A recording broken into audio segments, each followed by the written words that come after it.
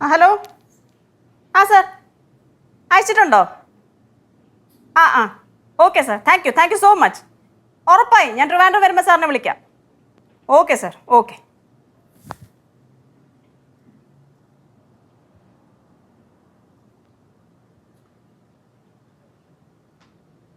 Bloody cheat. എന്താ സുധേ, ഭയങ്കര ദേഷ്യത്തിലാണല്ലോ. നിങ്ങളുടെ കൂട്ടുകാരനുണ്ടല്ലോ മോഹൻ, മനുഷ്യനാണോ അവൻ? കൂടെ ജീവിക്കുന്ന പെണ്ണിനെ വഞ്ചിക്കുന്നവൻ. വഞ്ചിക്കേ? മനസ്സിലായില്ല. നിങ്ങൾക്കറിയോ ആവണിക്ക് 3 തവണ റാങ്ക് ലിസ്റ്റിൽ പേര് വന്നത്? അത് അവൾ നിന്ന് മറച്ചു വെച്ചു.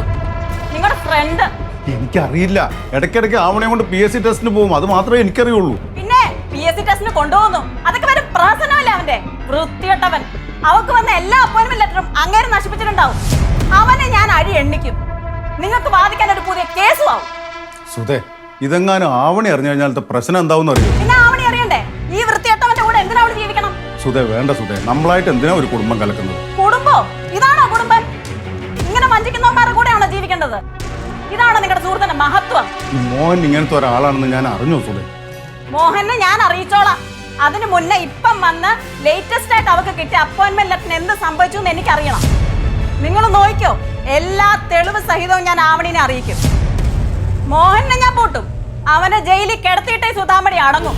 നോക്കിക്കോ നിങ്ങള്.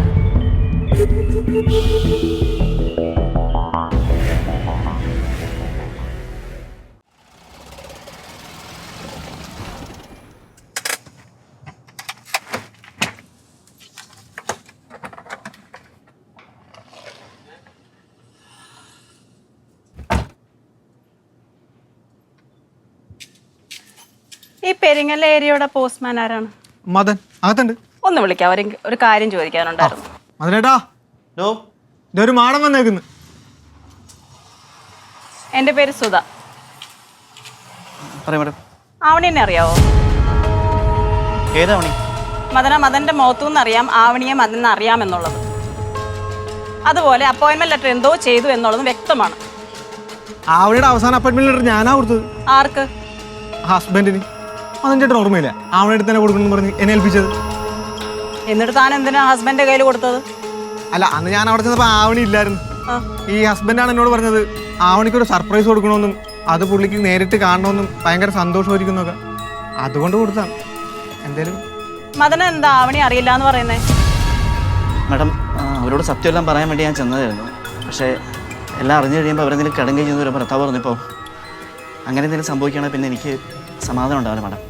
അതുകൊണ്ടാണ് ഞാൻ അവരറിയില്ല എന്ന് പറഞ്ഞത്. മദനൻ, തൻ്റെ പേരെന്താ? എൻ്റെ ഒരു സന്തോഷം.